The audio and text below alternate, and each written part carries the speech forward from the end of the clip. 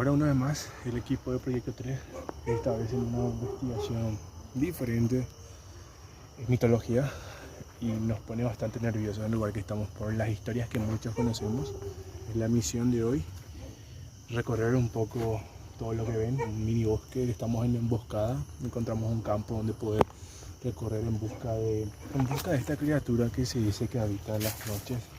Con el máximo respeto posible tratamos de hacer las cosas.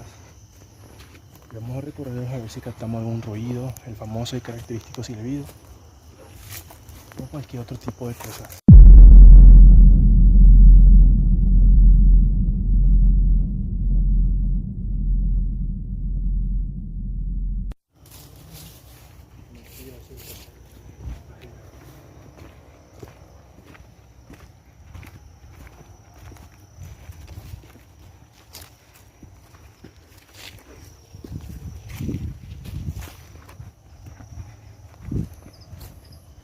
Llegar a vernos, boludo.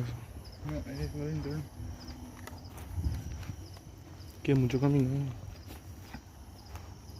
Pero yo creo que hay que filmarlo, ¿no? Y yo estoy grabando. No, es el interno yo saco más. Ahora el interno. Yo estoy usando para grabar. Yo ya. ¿Crees que me vaya enfrente o atrás? No, ahí no. Ay, no, te voy a presentar. Celoso.